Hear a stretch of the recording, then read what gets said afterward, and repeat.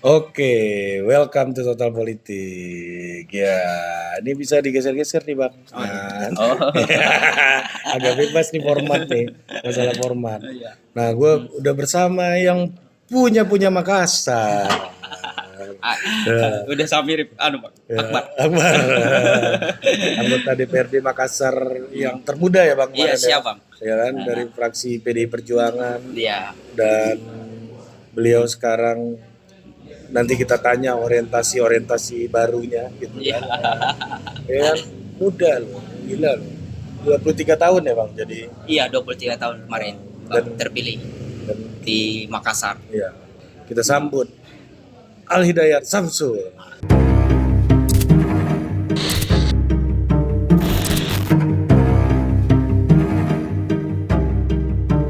Nama Instagram kan Al Hidayat. Iya. Samsul ini nama privilege Iya. kan, ya. Nah, Bang, pertama nih, kita banyak orang yang perlu kita ceritakan lah ya. Isu-isu nasional, keributan nasional tuh jadi pembicaraan seperti apa sih di konteks lokal, gimana sih seharusnya seorang politisi atau pejabat publik di lokal tuh merespon isu-isu yang berkembang di tingkat nasional, Bang. Iya. Misalnya keributan soal di partai Anda nih Ganjar, Puan gitu misalnya. Terus di ada Nasdem tiba-tiba deklarasi Anies, ini kan keributan yang sifatnya nasional nih. Iya. Nah, di lokal sendiri gimana biasanya, Bang? Iya. Jadi kalau di Makassar itu Bang, di Sulawesi Selatan terkait tingkat nasional itu ada yang mendapat beberapa perspektif yang mengatakan bahwa terlalu jauh kalau kita memikirkan persoalan presiden. Yang pertama itu yang rakyat yang apatis dengan politik. Kan ada optimis, ada apatis, dan ada peduli dan lain sebagainya. Ada yang di satu sisi yang memang sekarang di Sulawesi Selatan itu menjadi belum, walaupun ada yang belum dideklarasikan, tapi di hati masyarakat sudah ada. Udah ada Ya, walaupun figur yang disebutkan. Karena figur ini penting banget buat orang sini ya. Betul, figurnya, karakternya yang paling penting di daerah sini, di Sulawesi Selatan. Jadi ada juga yang sudah dideklarasikan, juga ada pun yang senang. Jadi di Sulawesi Selatan ini lebih cenderung pemilih lebih pada, kalau aku melihat, lebih pada karakternya dan rekam jejak sebelumnya, ya historinya. Jadi cenderung pada itu aja Bang kalau di Sulawesi Selatan. Apalagi sekarang sudah terbuka informasi dan sedikit hampir samalah dari Sulsel dan Jawa. Nah, dulu kalau ketemu sama warga di dapil gitu misalnya, reses segala macam gitu ya, itu ada nggak obrolan soal pilpres dan lain-lain ini biasanya? Kalau di dalam reses Bang, masyarakat itu belum memikirkan soal pilpres, memikirkan dirinya. Iya kan, anggota dewannya di lokal kan, di daerah orang sakti kan. Iya Bang. Bisa bangun jembatan, bisa bangun jalan, bisa bangun masjid. Pejabatnya sakti di daerah kan. Jadi cenderung pada itu dia, pada dirinya. Misalnya, contoh kalau di Makassar, lebih pada masih banyak anak sekolah yang tidak menikmati sekolah publik. Walaupun dalam undang-undang mengatakan bahwa mereka wajib memiliki hak untuk mendapatkan pelayanan pendidikan, kesehatan dan sebagainya, masih ada. Kalau di luar Makassar Bang, di daerah sana masih banyak juga masyarakat yang belum menikmati akses teknologi Bang. Ya, teknologi seperti informasi, karena wifi, jaringan jelek sekali Bang. Iya kan?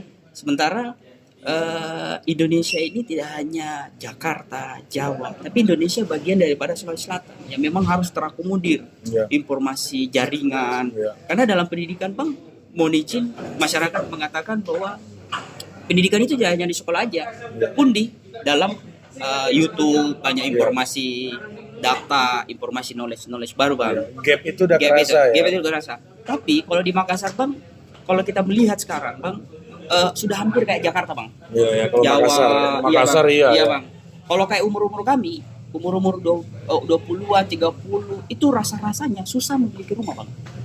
Udah sama ya penyakitnya. Iya Bang. Kalau Jakarta tanah gitu udah kan, mahal banget di sini. Mahal banget. Mahal. Bahkan di daerah pun itu cukup mahal juga. Iya. Jadi apalagi anggota dewan udah mulai ngukur-ngukur, orang langsung harga naik patok sekitar itu ya. Iya, jadi itu hak dasar kita ini untuk sebelum bicara persoalan aspirasi perut, pikiran dan hati, yang tempat tinggalnya dulu bang. Rumah susah, Apalagi Bang. ini menarik nih. Hmm. Apalagi mayoritas diproyeksikan setelah 2030, 2040, mayoritas masyarakat Indonesia itu akan tinggal di kota. Oh iya gitu. Iya, proyeksinya kayak gitu.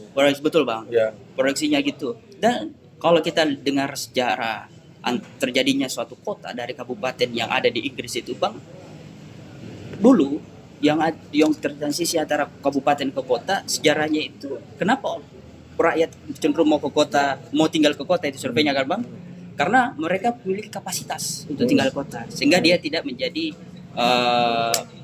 beban kota.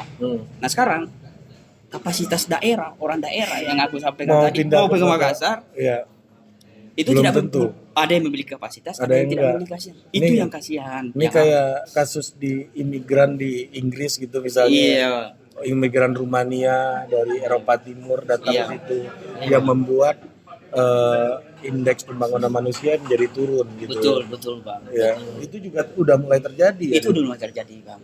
Jadi banyak yang terlantar seperti mahasiswa setelah dia kuliah di Makassar ini, apalagi habis pandemi bang. Waduh, hancur sekali cari kerja kita bang. Teman-teman saya, rakyat kita susah cari kerja. Itu kerasa betul. Itu kerasa betul. Apalagi dengan hunian yang agak susah sekarang ya. Apalagi rumah bang. Iya. Ya rumah. Umur-umur kayak kita itu yang anak muda cenderung mereka lebih sekolah tinggalnya di kos-kosan apa dan lain sebagainya. Jadi ini adalah isu yang paling mendasar untuk generasi kita sebagai anak-anak muda ini. Rumah yang dibutuhkan Iya, yang pertama. Isu hunian itu memang relevan banget ya. Relevan bang. Bu Sri Relevan. Mulyani juga bilang rumah susah, generasi bawah ini akan susah beli rumah, jadi tinggal di rumah mertua aja. Iya, Lucu banget. betul. Lucu Jadi lucu banget Bu Sri Mulyani. padahal orang tua kita dulu telah menyekolahkan kita untuk kita berpikir pada mereka yang sudah retired, pensiun. Iya. Sementara kita pada posisi tengah-tengah yang tidak posisi yang tengah yang mesti memikirkan orang tua kita dan di bawah generasi kita gitu. Sandwich generation. Generation Iya, gitu. iya, Jadi itulah isu Makassar sekarang. Isu kedua, Makassar sekarang ini pada karakternya, Bang. Kita kenal dulu begal. Itu datangnya dari Makassar. Sekarang cenderung lebih aman, Bang. Iya. Cenderung lebih aman dan isu yang paling penting isu kita itu adalah transportasi, Bang. Transportasi. Emang masalah di sini ya? Kan kotanya nggak segede Jakarta gitu. Iya bang, kan tapi kita jauh-jauh bang. Sulawesi Selatan ini mau ke Bulukumba butuh waktu 5 jam, 6 jam naik kendaraan. Padahal dekat. Mau ke mana? Toraja, iya kan? Bone dan lain sebagainya. Banyak tempat pariwisata di Sulawesi Selatan ini yang tidak terakses dengan baik. Konektivitasnya, smart mobility-nya bang. Ya, kenapa di Jawa, misalnya kenapa di Jawa, di Jakarta, di kota-kota besar itu smart mobility-nya mantap bang. Sementara di Sulawesi Selatan akses smart mobility-nya masih lemah. Itu masih lemah dan seperti kereta api, ya bang kan? Kereta api, bandara, itu yang dibutuhkan di Bulukumba, dibutuhkan bandara supaya gampang ke sana, tercipta transaksi ekonomi. Oke, dengan isu-isu yang konkret kayak gitu malah menjadi sebuah diskursus yang di nasional nggak muncul nih. Iya betul bang. Nah, tapi di daerah itu ditagih sama konstituen. Ditagih bang. Sudah ada kereta tapi hanya baru ke mana tuh? Baru ke Parepare. Aduh, kecil banget bang. Ya. Kita butuh di satu Sulawesi Selatan antara koneksi bang. Ya. Seperti ini, kereta. Ini pusatnya Indonesia Timur gerbang bang. Ya, itu gerbang ekonomi Indonesia Timur gitu. Dan di sini juga bang di kita kayak kultural bang. Seperti Toraja, Bugis, Goa. Toraja ya itu kan? udah dunia sendiri itu ya. Iya beda bang. ya. Beda kira-kira gitu. Jadi masih banyak sih masalah di Sulawesi Selatan yang belum selesai daripada APBN-nya. Kita butuh APBN yang begitu banyak untuk ke Sulawesi Selatan, Bang. Ya karena tadi ini soal Indonesia Timur nih. Nah, Iya. kalau pindah ibu kota baru itu bagaimana? Kalau pemindahan ibu kota Kan baru, makin dekat kan ke sini kan. iya. Kalau pemilu ibu kota baru, kalau kita di Makassar, kalau kami melihat belum ada respon. Oh, belum. Santai aja. Santai aja. Santai aja melihat kondisi pemilu ibu kota baru. Belum ada. Mungkin kalau sudah ada, baru ada reaksi-reaksi masyarakat. Karena belum jalan aja. Belum jalan ya. Dampaknya belum terasa. Dampaknya belum terasa. Tapi cenderung kita setuju sih kalau pindah ke Karena makin dekat. gitu. Selain Anda PDI kan. Iya. Nah, ini Bang, yang isu yang juga menarik adalah Sulawesi Selatan ini diisi dengan banyak klan. Iya. Ya termasuk Anda kan. Iya, Bang. Al Hidayat Samsul kan. Siap, Bang. Ada privilege ya di belakang nama Anda ini kan. Siap, Enggak Bang. sembarangan pasti. Ya kan? Ada klan Kala, Iya. ada Nurdin Halid, Iya. misalnya kan yang terkenal nih. Iya, Bang. Ya kan? Ada nama macam ya Pak JK lah yang Iya, paling SEL, ya Malarangang, Marang, ya. ada SYL, Limpo Iya. Family gitu. Iya, iya. Ini kan ada klan-klan pertarungan antara klan-klan. Iya, Bang. Nah, untuk muncul ini gimana ceritanya klan Anda sendiri nih, Pak Dewan? Kenapa bisa rise Iya. juga di sini? Ya mungkin Samsul ini belum terkenal Limpo Iya, Malarangang, iya. dan lain-lain gitu Masih ya. jauh lah. Tapi kan udah ada upaya gitu kan. Ini soal kekerabatan yang begitu kuat. Kekerabatan ini artinya kan dalam arti yang positif adalah orang Sulawesi Selatan mengedepankan kekerabatan ini, Kekerabatan, kekeluargaan. kekeluargaan. Iya, Bang. Arti yang positif. Iya. Arti yang negatif kan mau nggak mau harus lewat jalur tertentu gitu kan. Iya. Nah, gimana ngelihatnya? Kenapa klan Anda ini bisa muncul jadi salah satu juga Bang? Di sini? Oh, Kan iya, nggak Bang. main-main kan? Iya, Bang. Jadi kalau aku melihat, Bang, dulu pada saat zaman Soeharto, demokrasi kita tidak ada dalam konteks demokrasi yang terbuka. Ya. Jadi mereka cenderung pada posisi gerakan-gerakan birokrasi yang mereka lakukan sehingga klan-klan mereka tampil terdepan dalam Sulawesi Selatan. Begitupun yang lain. Nah, kenapa 2019 kemarin terbuka dengan lebar? Karena menurut kami demokrasi Indonesia, apalagi di Sulawesi Selatan, sudah terbuka sangat lebar. Dan bukan lagi sistem kerajaan tunjuk-tunjuk ini Iya. kalau Iya, kamu ini kamu iya, kamu betul. kamu ini kamu kamu yang terpilih, kamu bukan sistem kerajaan. Mereka diuji oleh rakyat. Jadi sehingga dua kemungkinan, Bang. Kalau pejabat publik kan dipilih oleh rakyat, kamu akan dipensiunkan oleh rakyat atau dipensiunkan oleh Tuhan. Iya. Iya, Ya kan? Beda kalau juga birokrasi, Bang. Ya. Kalau birokrasi dipensiunkan hanya bosnya, Oleh negara, wali ya. negara, presiden, gubernur. Kalau kami dipensiunkan oleh rakyat ataupun Tuhan, Bang. Ya, kalau bos pun cuma bisa non-job tuh Iya, biasanya. betul, Bang. Ya. Jadi diuji oleh itu, Bang. Diuji oleh kapasitas demokrasi yang ada, kedekatan dengan masyarakat. Kalau katanya Bu Mega pada posisi wong ciliknya, ya kedekatan dengan masyarakatnya, gitu. Nah, background keluarga apa sih sebenarnya Bang? Oh, kalau keluarga saya, mama saya PNS PNS? di kecamatan dulu. Ya, Bapak Tapi sudah pensiun. Bapak saya juga PNS, Bang. Guru guru. di SMP 32, Bang. Iya. Makassar. Anda pun guru Pak Dewan ya? Iya, guru. Iya. Nah, ini kan aneh nih, guru tapi PDI. Iya. Biasanya kan PNS, ASN tuh pasti ke Golkar kan dari zaman Orde Baru. Iya. Nah, ini gimana ceritanya dulu? Oh, orang tua. Dulu orang tua, Bang, dulu dia di PDI, masuk dalam PDI karena seideologi menurut orang tua. Seideologi. Oh. Karena PDI dulu menjadi garda terdepan memperjuangkan sertifikasi guru. Oke. Oh ya, sertifikasi Waktu guru. orang tua kan ketua PGRI ya dulu. Iya, ya, ketua guru di Sulawesi Selatan, ya. Aktivis guru, Bang. Iya, aktivis guru. Sehingga itu salah satu masuk pada di situ, Bang. Oh. Tapi karena orang tua juga menjadi PNS melalui seleksi, Bang, bukan melalui tunjuk-tunjukkan Iya, betul, seperti yang lain Iya, gitu. iya. Seperti sebelum-sebelumnya. Sebelum-sebelumnya. Oh, Jadi iya. kayak gitulah, Bang, konteksnya. kultural politik Ya, Sulawesi Selatan. ini guru loh, maksudnya ini kan agak aneh. Yang lain kan pengusaha, Iya. pengusaha, Iya. gitu kan. Nah ini gimana caranya dulu? Memang karena demokrasi elektoral yang makin terbuka itu kepercayaan jadi ada gitu Iya, ya. tinggi. Kan Bapak Samsul pernah di DPR RI juga kan? Pernah Bang terpilih ya. Iya, Iya. terpilih kan. Hmm. Nah ini gimana cara membangun kekuatan politiknya Bang? Oh ya, jadi kan Bapak memang dulu basicnya di guru. Hmm. Jadi aku masih kecil itu hari, Hmm. jadi masih SMA SMP. Hmm. Dulu dia terpilih mungkin karena dia punya dia adalah ketua guru yang menjadi demo di gubernuran, jadi sehingga dia eksis Oh, pada saat jadi itu. tokoh itu. Tokoh, ya. jadi tokoh.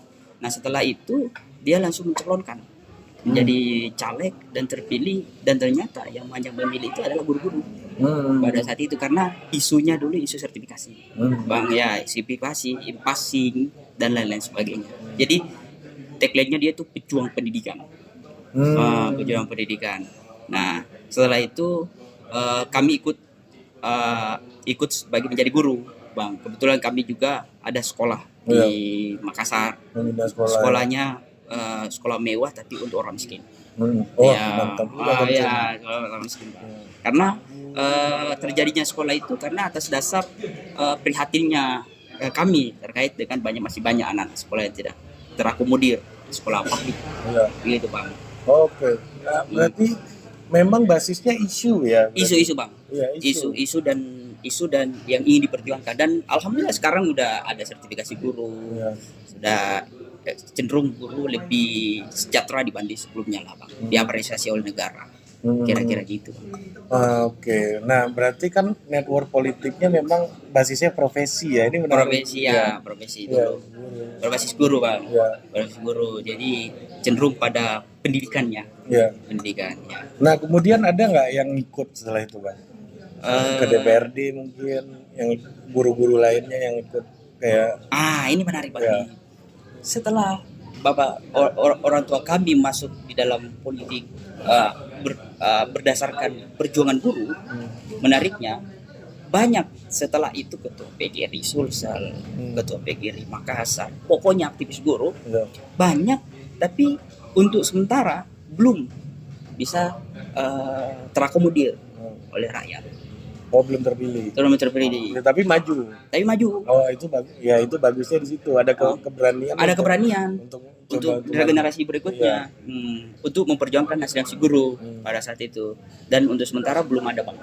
Belum ada. Yang terpilih belum ada. Tapi ada keberanian banyak yang tampil. Banyak tampil seperti aktif guru gitu. Dan 2024 ini mungkin banyak juga yang akan tampil juga. Banyak juga akan tampil ya. Nah, ini menarik nih isu pendidikan nih, gitu kan. Nah, kita lihat nih misalnya Menteri Pendidikan kita kan bukan guru nih sekarang. Yang dulu kan profesor. Kan? Betul, Pak. Ini gimana ngelihatnya sekarang, Bang? Jadi aku mau bicara pendidikan dalam konteks lokal dulu, Makassar, Bang. Mestinya Makassar kalau dalam bicara pendidikan itu betul-betul the right man on the right place, begitu, Bang. Karena kalau kita bicara pendidikan profesi, Bang. Kesehatan juga itu profesi. Beda kalau kementerian lain. Kesehatan juga bukan dokter. Ini lagi ini maksud saya juga, maksud saya, Bang.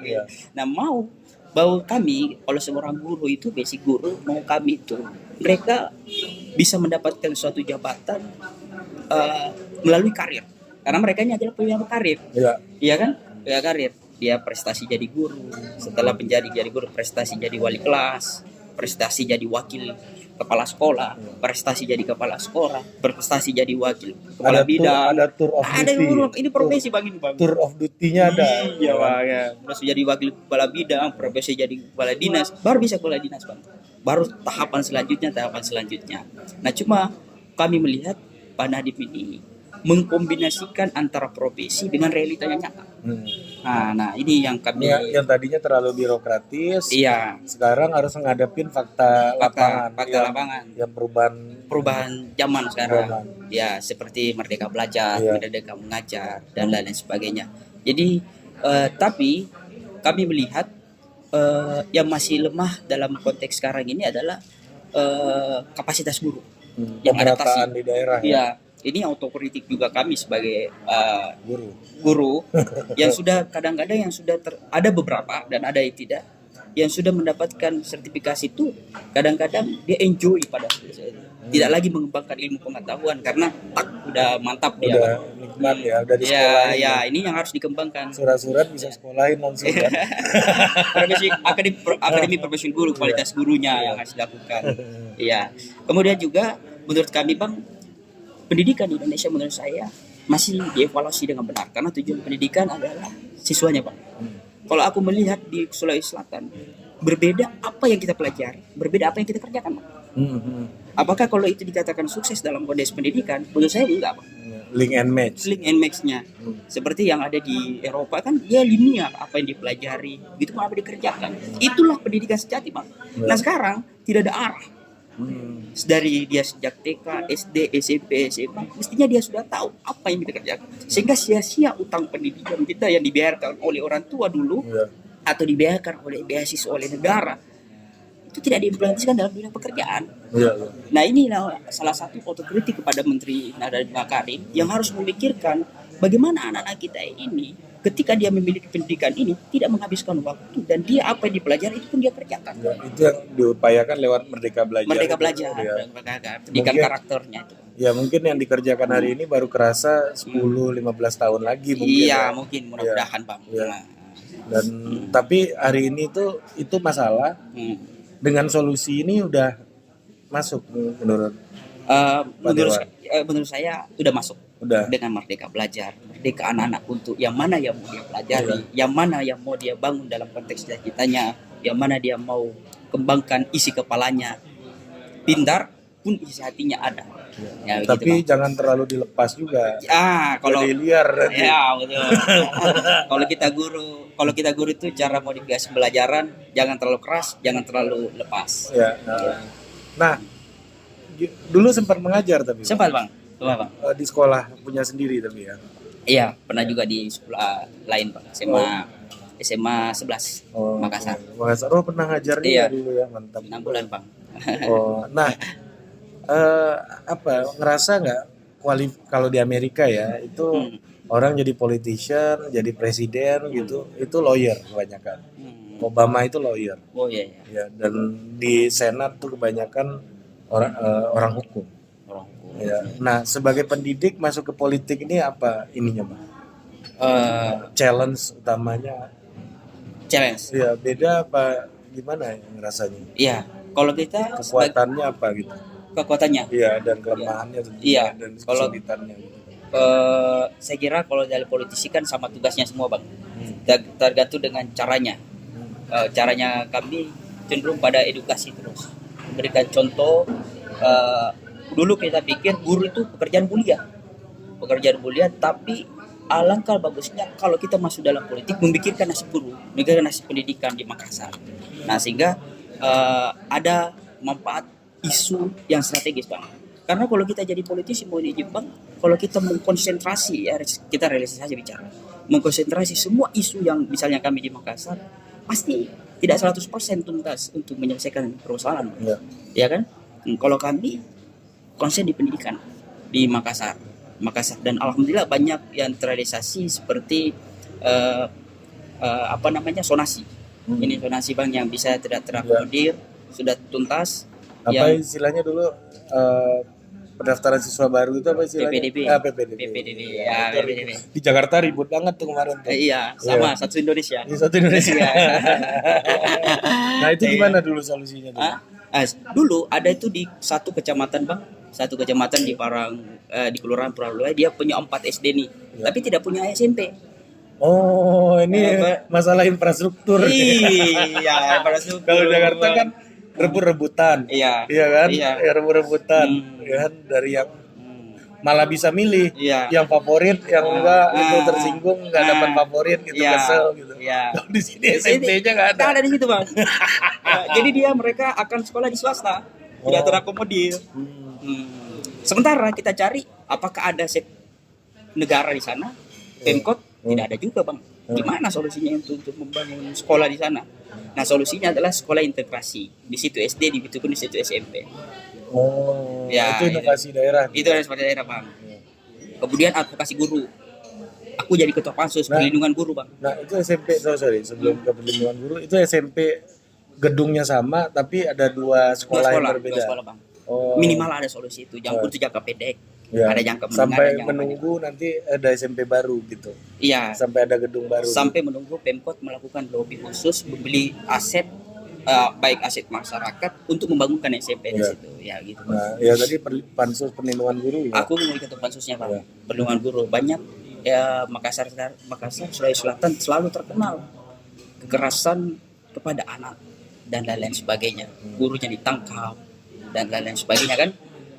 Bahkan dalam undang-undang KPI dalam KPI itu mengatakan bahwa kalau guru melakukan kekerasan pada anak itu, misalnya dia terlambat disuruh lari 20 kali putaran di mana di lapangan. Itu bukan itu bentuk kekerasan karena bukan kekerasan edukatif menurut mereka. Atau dijemur. Human rights ya gitu. Kan. Nah, gurunya yang kena kan. Gurunya kena. Biasa orang tua datang sekolah guru ditampol langsung kan. Begitu pun orang tua ke guru gitu. Iya, orang tua ke guru. Iya. Orang tua datang sekolah ditampol. Nah, ini aku menjadi ketua pansusnya. Alhamdulillah sudah selesai peraturan daerah juga. Ada nggak contoh-contoh kasus yang pernah Abang mediasi dulu, Bang? Contoh-contoh kasus? Iya, soal guru, kekerasan guru ini. Oh, contoh-contoh kasus itu dulu di sebelum-belumnya kami menjadi anggota DPR. Kita tidak selesai. Aku belum anggota DPR pada saat itu. Cuma pas anggota DPR karena kita DPR membuat sistem. Oke. Nah, jadi sistemnya peraturan daerahnya mengharmonisasi antara dua ini. Kan seolah-olah ini siswa dan guru ini mau diperhadap-hadapkan menurut aktivis perempuan dan anak. Iya. Menurut guru. ini pendidikan. Iya. Ini bagian dari pendidikan lah ya. Iya. Tapi menurut guru itu tidak demikian. Jadi kami membuat satu peraturan daerah untuk mengharmonisasikan guru dan anak. Apa poin-poin pentingnya apa? Apanya? Poin pentingnya apa di sini? Poin-poin pentingnya kita membuat perda perlindungan anak, perda perlindungan guru. Poin pentingnya adalah hak kewajiban guru. Kemudian yang kedua, yang namanya kekerasan itu tidak bisa, Pak. Ya kan, secara konstitusional. Kemudian yang ketiga, hak kekayaan intelektual guru. Apa karyanya guru tidak bisa diikuti yang lain, supaya guru juga cerdas membuat karya yang baru. Yang ketiga, kami minta dalam perda itu membuat membuat organisasi untuk perlindungan guru yang dibiayai oleh negara. Jika mereka bantuan hukum lah. LBH guru. LBH guru. Oh, udah jalan. Udah jalan, Pak. Oh, jadi guru kalau ada sengketa sama siapapun murid, misalnya orang tua murid bisa langsung manfaatkan itu LBH dengan gratis. Oh, iya. Udah ada khusus guru LBH di Makassar. Itu Makassar aja. Makassar, Bang. Nggak tahu kalau tempat lain. Nggak tahu ya. Tapi ini memang inovasi daerah lah. Inovasi daerah, Bang. Iya. Oh, udah ada LBH guru ya. LBH guru. Karena kan kita membuat perda harus ikut konstitusional undang-undang, Bang. Nggak bisa terlalu keluar. Iya. Jadi ada guru-guru yang bersengketa bisa langsung ke LBH. LBH-nya, Bang. Iya. Ada kontaknya itu berarti ya? Ada, Bang. Ada, Bang. Ketuanya. Oh, oke. Nah, ini terakhir nih Pak Dewan. Katanya mau pindah haluan nih. Ya. Di 2024 nih arena dakwah politiknya berubah nih. Nah, coba kasih cerita dulu deh. Iya. Kan kemarin kan sekarang di PR Makassar, Bang. Iya. Terus berikhtiar untuk di DPD RI 2024 per tahun. Bang. Kalau di DPD RI itu kan non partai, Bang. Iya. Independen. Iya. Independen. Kita melihat di Sulawesi Selatan ini DPD RI itu tidak terlirik apakah tidak ada promosi oleh partai atau apa dan lain sebagainya. Dan di DPD itu konstelasi politik demokrasi di sanalah intinya konstelasi, tidak ada transaksional apa dan lain sebagainya. Tidak ada matinya TPS. Demokrasi tidak mati di TPS. Beda kalau kabupaten kota kencang, Bang, ya permainan. Nah, beda kalau itu pertama. Kemudian yang kedua, di DPD selama ini hanya pensiunan politis, Bang. Aku ingin katakan gitu, Bang. Karena memang DPD-nya juga tempat istirahat, lemah sahwat juga di Senayan kan. Iya. Kelembagaannya walaupun kelembagaannya lemah, gitu kan. Kemudian yang ketiga, belum pernah ada anak muda di sana, Bang. Dari Sulawesi Selatan. Semua senior semua, Bang. Oh, yang mewarnai di situ. Kita mewarnai di sana. dulu demokrasi hanya kita bicara pada persoalan tokoh. Kalau di DPD tokoh ulama, tokoh Kristen dan lain-lain sebagainya apa. Jadi bicara tokoh. Tapi mungkin 2024 ini sudah beda lagi bang. Bukan persoalan tokoh lagi. Persoalan apa yang dibangun dan diharapkan untuk membangun Sulawesi Selatan dari isu Sulawesi Selatan ke nasional kira-kira gitu. Jadi mempercepat ini persoalan kalah dan menang itu persoalan terakhir bang. Ya. Asalkan hati dan pikiran kita bersih, ya jalan aja. Ya. Ini untuk mempercepat agenda-agenda nasional ya. Udah waktunya ke nasional juga, kan udah magang di sini. Hah? Udah magang. Melanjutkan kontra politik. Iya. Gila. Itu pesan juga deh buat teman-teman yang mau masuk ke politik di 2024 nih Pak Dewan. Kan pernah jadi yang termuda dan apa poin pentingnya jika mungkin bertarung bisa tapi di dalam nggak bisa ngapa-ngapain buat apa juga, atau nggak bisa bertarung juga walaupun udah punya konsep banyak tapi nggak bisa bertarung, ya nggak bisa ngapa-ngapain juga gitu. Iya. Coba kasih ini dulu buat ini pengalaman buat kolega-kolega abang nih nanti. Ya ini kalau pengalaman kami di DPR dan di dunia politik itu intinya kalau kita itu intinya berani saja bang. Pertama, kemudian yang kedua, kalau kita masih muda belum ada doktrin apapun di dalam kita. Beda yang lain bang. Yang lain itu kalau dia sudah masuk, sudah senior, dia sudah ada doktrin bang. Tidak ada kepentingan apapun kalau kita masih muda. Kepentingan apapun itu intinya adalah yang aku bilang mesti kita dekat dengan masyarakat. Masyarakat karena dua kemungkinan, dipensiunkan oleh rakyat atau dipensiunkan oleh Tuhan. Nah kalau kita mau masuk dalam politik adalah mesti dekat dengan masyarakat bang. Karena kunci objektif daripada pemilihan demokrasi adalah rakyat kita, kedaulatan ada di rakyat. Nah walaupun kita masuk di politik tapi tidak bisa ngapa-ngapain karena di sana kan kolektif kolegial 50 orang kalau di Makassar bang, beda kalau di Peri 500-200 orang itu. Nah salah satunya adalah yang penting kita punya ada ideologi yang kita bangun di gedung parlemen itu, ideologi dan ideologi itu punya prinsip bang. Punya prinsip. Kalau kita tidak punya prinsip maka politik itu kejam bang, kejam sejuk gitu. Kejamnya tapi nggak sadar kita udah masuk lubang kan. Iya. Nah makanya kalau kita anak muda punya ideologi dan punya prinsip, saya kira itu tokoh-tokoh anak muda juga di nasional dan luar biasa banyak belajar kita dari timur ini bang. Begini itu bang. Intinya kita masuk dalam politik bagaimana menggeser air mata kemiskinan itu menjadi air mata kebahagiaan. Oke, terima kasih Pak Dewan. Siapa? Samsul, ya kan. Ini nama kayaknya akte kelahiran udah diganti nih buat pasang-pasang billboard kan. Sampai jumpa lagi di Total Politik berikutnya.